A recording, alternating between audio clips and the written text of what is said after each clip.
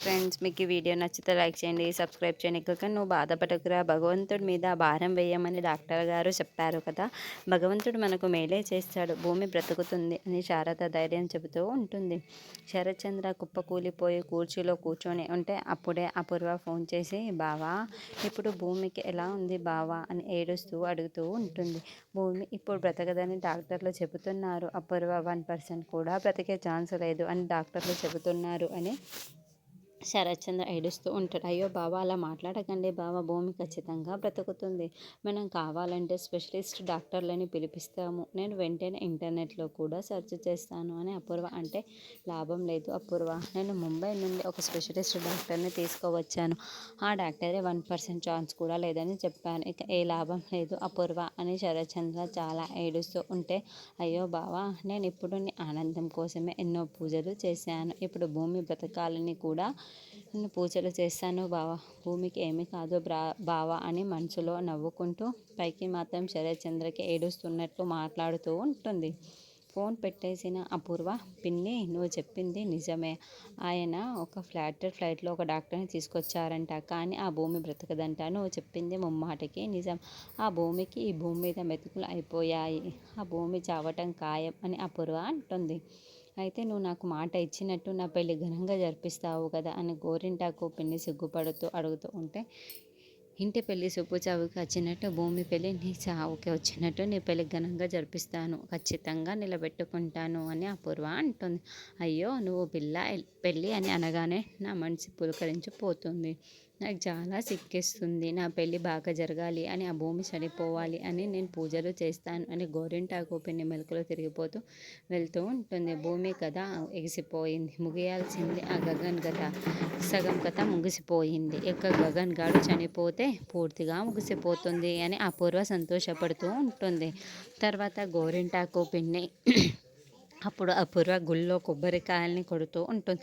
కొట్టు బాగా కొట్టు, ఆ భూమి చచ్చిపోవాలి, ఇక ప్రాణాలతో అస్సలు తిరిగి రాకూడదు, మన కోరిక నెరవేరుతుంది, నీ బలమంతా ఉపయోగించి కొట్టు కొట్టు అని అందిస్తూ ఉంటే అపూర్వ కసితో భూమి చనిపోతుందని ఆనందంతో చాలా చాలా సంతోషంగా కొబ్బరికాయల్ని పగలగొడుతూ అప్పుడే శారద పూర్వి గుండ్రి లోపలికి వస్తూ ఉంటారు. వీళ్ళేంటి ఇలా వస్తున్నారు అని గోరింటాకు పిన్ని మనసులో అనుకుంటూ ఉంటుంది. మా ఇంటి అమ్మాయి పూజారి గారు మాకు చాలా బాగా కావాల్సిన అమ్మాయి, మాతో చాలా బాగా కలిసిపోయింది, కొన ఊపిరితో ఇప్పుడు హాస్పిటల్లో ప్రాణాలతో కొట్టుమిట్టాడుతుంది. డాక్టర్ గారిని బ్రతికించమని చెబితే ఆ డాక్టర్ దేవుడి మీద కొనియాడమని చెప్పాడు. పూజ చేయడానికి ఎలా వచ్చారు, మీరే ఏదో ఒక దారి చూపించాలి అని శారద ఏడుస్తూ అంటూ ఉంటుంది.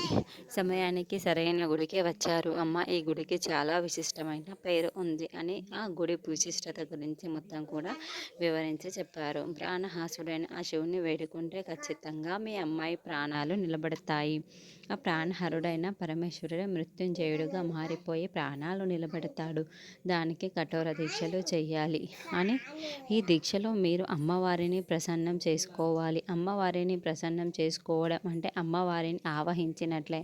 అమ్మవారి చీర కట్టుకొని ధూపదీప నైవేద్యాలతో కఠోర దీక్ష చేయాలి.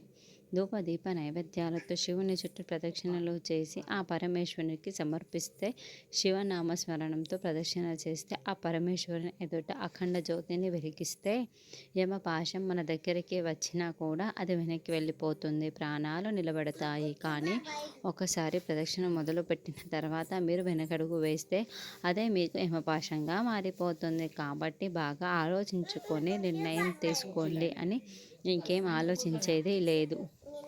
భూమి బ్రతుకుతుంది అంటే బలైపోవడానికి కూడా సిద్ధమే, నేను ఈ దీక్ష చేస్తాను అని శారద చెబుతుంది. అయ్యయ్యో, ఆ మంగళం పలకకండి, గుళ్ళో ఇలాంటి మాటలు మాట్లాడకూడదు. మీరు మాట్లాడుతున్న మాటలతో మీకు భూమి మీద ఎంత ప్రేమ వాత్సల్యం ఉన్నాయో నేను అర్థం చేసుకోగలను. ప్రధాన కార్యదర్శిని కలిసి అమ్మవారి తీర్చుకొని మొక్కు తీర్చడం మొదలుపెట్టండి అని పంతులు గారు చెప్పి వెళ్ళిపోతాడు. అప్పుడే గోరింటాకు ఓపెన్ ఇదంతా చాటుగా వినేస్తూ ఉంటుంది. అమ్మో, మీరు పూజ చేసి భూమిని బ్రతికేచాలనుకుంటున్నారా, వెంటనే అపూర్వకి చెప్పాలి అని కొబ్బరికాయలు కొడుతున్న అపూర్వ దగ్గరికి వచ్చి, ఇదిగో అమ్మాయి, నువ్వు ఈ చేతులు అరికిపోయేలా కొబ్బరికాయలు కొడుతున్నావు, ఆ గగన్ గాడి అమ్మ చెల్లెలు భూమి కోసం పూజలు చేస్తున్నారు అని పంతులు గారు చెప్పిన ఆ కఠోర దీక్షని మొత్తం అపూర్వకి చెప్పేస్తూ ఉంటుంది. భూమి చావాలి అని మనం పూజ చేస్తూ ఉంటే బ్రతకాలని వాళ్ళు పూజ చేయడం తప్పు కదా అని గోరింటాకు పిన్ని అంటుంది. అప్పుడే శారద అమ్మవారి చీర తీసుకొని వెళ్తూ ఉంటే అదిగో అమ్మాయి అమ్మవారి చీర కూడా తీసుకొని వెళ్తున్నారు చూడు అని గోరింటాకు పిన్ని చూపిస్తూ ఉంటుంది. అప్పుడే అపూర్వ తన చేతిలో ఉన్న కొబ్బరికాయని శారద తల పగలేలా విసిరి పడేస్తూ ఉంటుంది. అపూర్వ చాలా దూరం నుండి ఆ కొబ్బరికాయని శారద తలకి తగిలి పడేయడంతో అపూర్వే ఆ కొబ్బరికాయ పడేసిందని ఆ కొబ్బరికాయ ఎవరికీ తెలియదు. శారద తలకి దెబ్బ తగలడంతో ఉన్న పల్లంగా స్పృహ కోల్పోతూ ఉంటుంది. అమ్మ అమ్మ అని పూర్ణి ఏడుస్తూ ఉంటే ఈ లోపలే భక్తులందరూ కూడా గుమ్ముకూడి అయ్యో ఏమైంది అని అడుగుతూ ఉంటారు. అయ్య బాబోయ్ నువ్వు గనంగా క్రిటికల్ నేర్చుకుని ఉంటే చాలా బాలరయ్యేవాడివి అమ్మాయి అని గోరింటాకు పిన్ని అంటే నేను గురి చూసి కొడతా ఏదైనా జరిగి తీరాల్సిందే పిన్ని. ఇప్పుడు చూస్తాను మొక్కు ఎలా తీర్చుకుంటుందో అని అపూర్వ అంటుంది. శారద తలకి కట్టుకట్టి శారద కూర్చొని చాలా నీరసంగా ఉంటుంది. అప్పుడే పూజారి గారు చూడండమ్మా ఆ రక్తం ఆగడానికి మొత్తం కట్టయితే కట్టాము కానీ అది ఎక్కువసేపు ఆగేలా అనిపించటం లేదు. మీ అమ్మగారిని వెంటనే హాస్పిటల్కి తీసుకువెళ్ళాలి అని పంతులు గారు చెప్తూ ఉంటారు.